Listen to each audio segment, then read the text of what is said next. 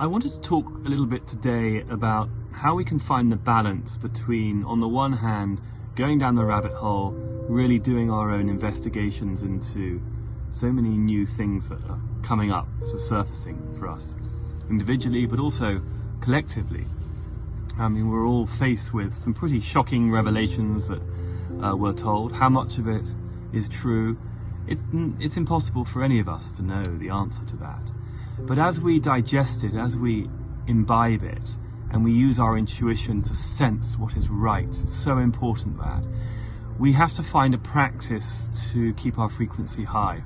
Don't forget, viruses attack the immune system. And of course we need good sleep and good food, all that.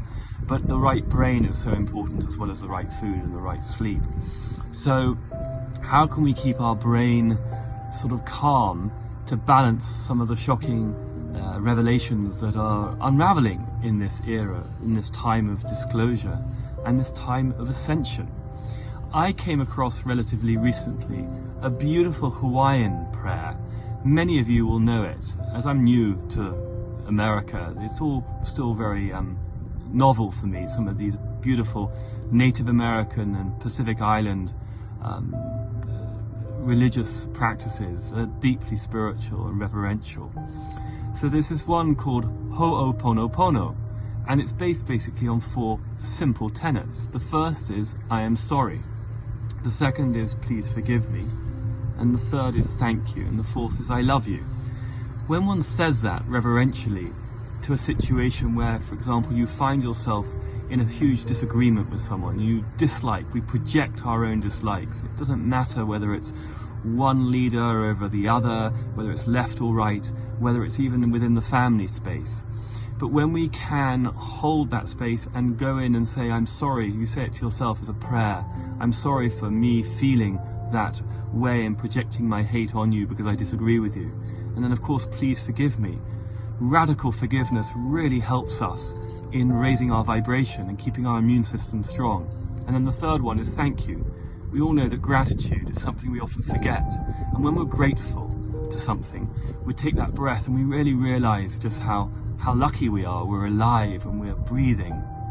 And so staying in that vibration of gratitude is very important. And then the last is I love you. And I think I've said this to you before, I think we come to this planet to experience love. I was told the other day, and I read it too, this was Dr. Len. He did some research with 50 patients in a psychiatric ward. And he went through this list of patients. Many of them have committed horrible crimes and have major psychiatric issues. And he went through this list remotely, and he used this prayer on them. And I am told by many different sources that almost all of those 50 patients had some huge recovery, where they were able to go back into the world and be somehow functional, where before they hadn't, because he had worked through their energy system and remotely, suggesting that intention is so powerful in this time. So I wanted to share this with you because I think it tells us so much about ourselves, and our outer reality in some ways is a reflection. Actually, our outer reality is completely a reflection of our inner reality. So when we can strengthen our inner reality and really feel the divine coursing through our veins, then the outer world is totally transformative. And in some sense, that's the alchemy, that's the Holy Grail, and that's the divine source that we're all trying to get towards. And of course, every single religion has a story like this. This is just a new story I've come across, which I still need to become more familiar with. But it's a great way to explore how we can journey into the sacred and come away from fear. Because of course, as I've said before, if we stay in fear, we're so much more easily controlled.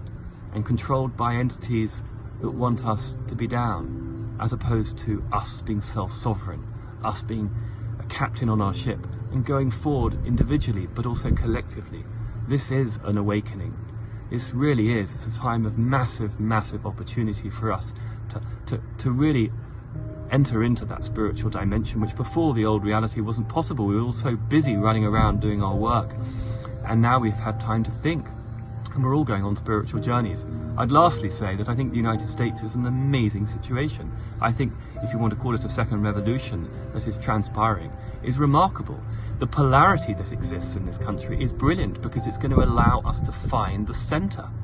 After all the polarity of pushing to the extremes, we are going to find a new reality. And I dare say the United States will lead the world. I don't think Europe is quite in this position yet. And I think the United States is really going down that rabbit hole, and I really welcome that, because out of it I think will come great understanding and wisdom.